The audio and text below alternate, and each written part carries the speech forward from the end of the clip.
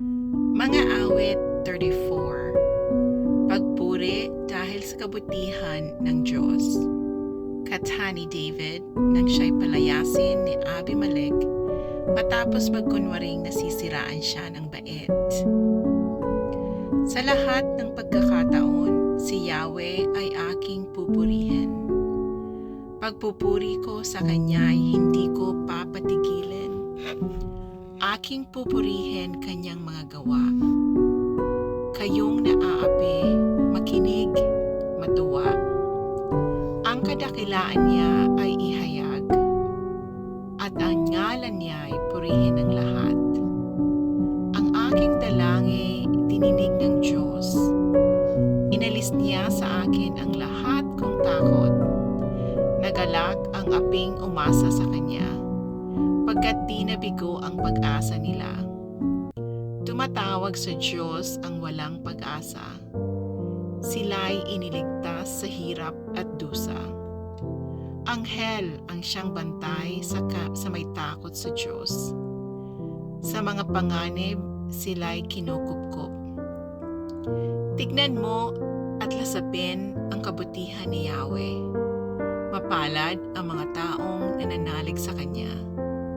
Matakot kay Yahweh, kayo na Kanyang bayan, nang makamtan ninyo ang lahat ng bagay. Kahit mga leon ay nagugutom din, sila'y nagkukulang sa hustong pagkain. Ngunit ang sinumang kay Yahweh ay sumunod, mabubuting bagay sa Kanya'y di mauudlot. Lapit, ako'y dinggin, mga kaibigan. At kayo ngayoy aking tuturuan na si Yahweh ay dapat sundit igalang. Sinong may gusto ng mahabang buhay? Sinong may nais ng masaganang buhay? Dila mo'y pigilan sa pagsabi ng kasamaan.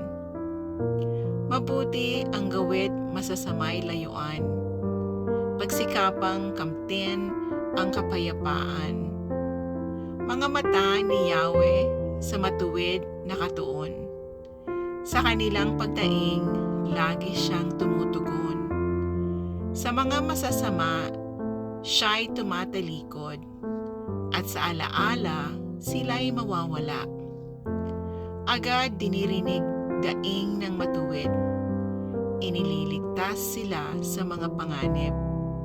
Tinutulungan niya mga nagdurusa, at di binibigo ang walang pag-asa. Ang taong matuwid may suliranon man, sa tulong ni Yahweh agad maiibsan. Kukupkupin siya ng lubos-lubusan. Kahit isang butoy hindi mababali. Ngunit ang masama ay kasamaan din, sa taglay na buhay siyang kikitil. Mga lingkod niya'y Kanyang ililigtas. Sa nagpapasakop, siya ang mag-iingat. Amen.